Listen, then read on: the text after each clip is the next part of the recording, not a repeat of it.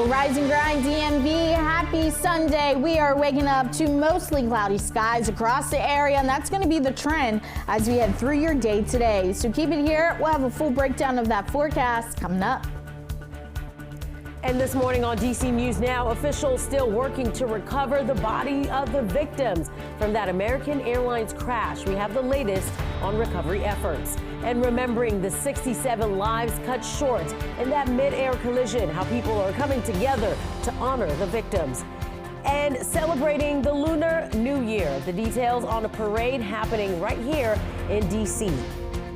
You're watching the station covering all of the DMV. This is DC News Now. Hey there, everybody. Good morning. Thank you for waking up with us here on DC News Now on Tosin Fakile. Happy Black History Month. It is Sunday, February 2nd, and we're off to a cooler start than we were yesterday. We're going to send you outside with a live look from one of our live cameras. This one over the Capitol. Things looking gray right now. I thought the sun was peeking out earlier, but it seems like these clouds may be a little more tougher than we thought. It's also Groundhog Day, people. And Punxsutawney Phil and I have beef because he's seen his shadow. He saw his shadow, right? Yes. That's why you have beef. Which means the cold persists. It just means that he thinks that we're going to be seeing 6 more weeks of winter. And just to break it down, when you look on the calendar and you count from today until the first day of spring, it technically is 6 more weeks. However, so Phil's just punking us to what we already know. However, I will say this. I bet. Temperature-wise, it's not going to feel like winter looking in the extended forecast. You know, we're talking about tomorrow. Right, it's just today. I don't have that much good news today. We are going to see a dreary day across the entire DMV. Earlier, we woke up to mostly clear skies. Now look at satellite and radar showing you those clouds starting to make their way into the DMV. Back off to the west, out towards the Ohio Valley. You're starting to see that cloud deck. That will continue to inch its way closer to the district as we head through your day today. For the most part, it looks like we will be staying dry, but we can't rule out a stray shower possibly making its way along that Pennsylvania borderline as well as the Allegheny front. But again, most of the day does look dry. Temperature-wise, yes, it is still fairly chilly out there, and highs today will be on the cooler side due to that added cloud cover. 27 is the current temperature here in the nation's capital, 28 as you head over there to Fredericksburg, Virginia. You're in the teens there in Frederick, and when you factor in those wind chill values, yes, it does feel more like the teens to lower 20s as you are heading out the door this morning. So keep it here. We'll have a full breakdown of that forecast and that warm up that I was mentioning earlier coming up in just a bit.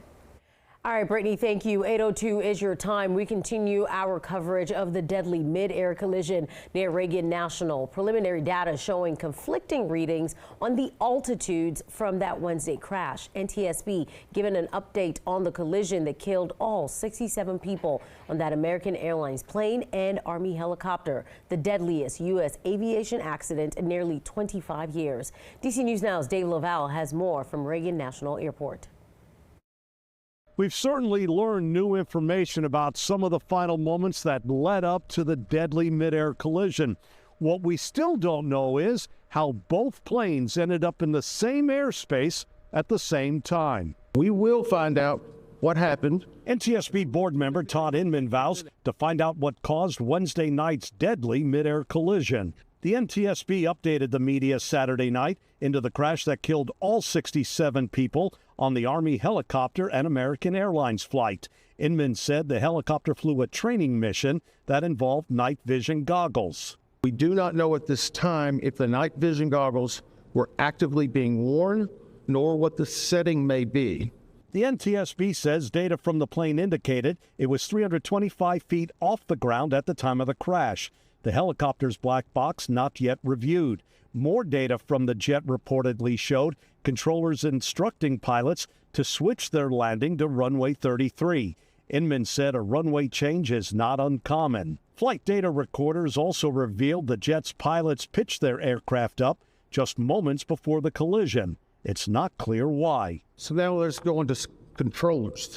Inman said 5 people worked in the tower cab at the time of the collision. He also stressed pilots in both aircraft could not talk to one another. They did individually to air traffic controllers. They couldn't because they were on different frequencies. Inman told reporters he met with some of the victims' families Saturday. They're just all hurt, and they still want answers, and we want to give them answers. 2 barges from Virginia Beach are expected here any day now to remove the wreckage of both aircraft from the Potomac River. At Reagan National Airport, Dave Laval, DC News Now. Dave, thank you. And a vigil in Virginia honoring the lives lost in that tragic collision. The Northern Virginia ice skating community coming together last night in Leesburg. Loved ones shared stories about the victims, including 12-year-old skater Olivia Turr. The vigil was at Ion International Training Center, an ice skating practice facility along Virginia Route 26. People paying their respects say the community coming together is so important after a tragedy like this one.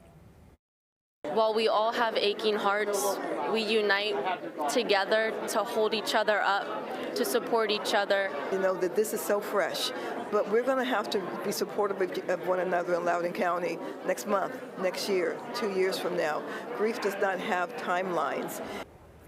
Grief counselors, we're told, were also at the event to support anyone who needed it. And we now have a tentative timeline of that cleanup effort on the Potomac River from that crash. The Army Corps of Engineers says today crews will work to remove the plane from the river and expect that process to take 3 days. Then crews, we're told, will move on to removing the helicopter. They expect to have that site cleaned up by February 12th. Boaters are asked to avoid that area until further notice. And of course, DC News Now will keep you covered and bring you the latest on the investigation into that mid-air collision.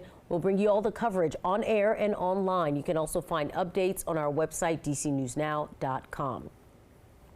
Developing now in Pennsylvania, 7 people are dead and over a dozen more hurt after that medical jet plummeted to the ground in a Philadelphia neighborhood. The plane falling from the sky early Friday evening, exploding. You can see the explosion there in a ball of fire as it hit the ground near a shopping mall. All 6 people on board died, including a child who had just concluded treatment for a life-threatening condition.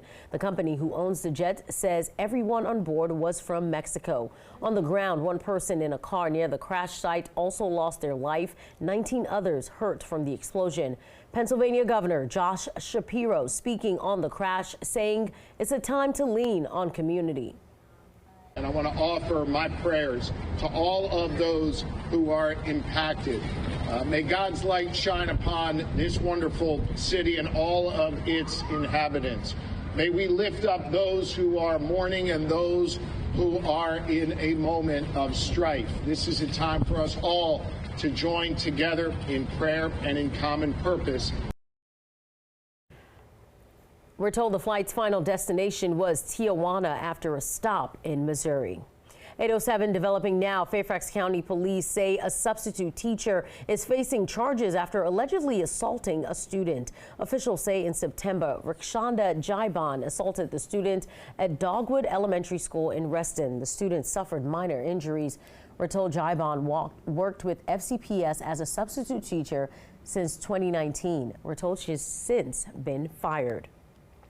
In Maryland, Howard County Police are investigating 2 deadly crashes. One left a child hurt, the other reportedly a hit and run. The first crash happened at about 10 p.m. Friday night at the intersection of Whiskey Bottom Road and Kings Post Court in Laurel. Police say a woman lost control hitting a tree after not following a curve in the road. She was sent to the hospital where she died. A child in the rear seat was also taken to the hospital.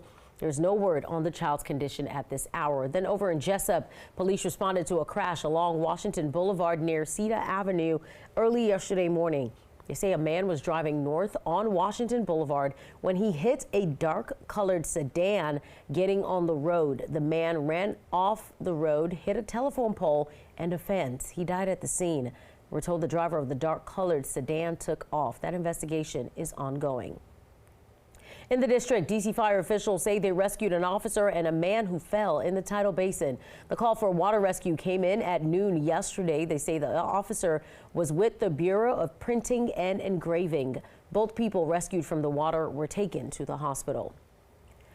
The Washington Wizards in sports news now finally snapping their 16-game losing streak. Last night, they beat the Timberwolves on the road. Unfortunately, though, the team still has the worst record in the entire NBA. 7 wins, 41 losses. Tomorrow night, they'll be in Charlotte, hoping to start a winning streak. The tip-off is at 7 p.m. Today's the last day for DC's Winter Restaurant Week. Over 350 restaurants across the DMV are participating. There's special deals on multi-course brunch, lunch, and other menus. Price point from $25 to $65 a person. Some restaurants are also offering cocktail pairings. Now we have a list of the restaurants on our website, dcnewsnow.com. Just go to the news tab, then click on Washington, D.C. Happening today, the annual Lunar New Year parade. It's in the district. The Chinese New Year started Wednesday. They say this Lunar New Year is the year of the snake, which is a time of personal growth and transformation.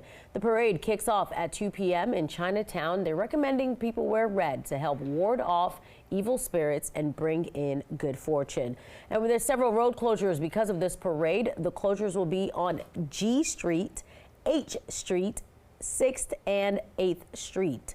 For a full list of those closures and details of the parade, go to our website, dcnewsnow.com.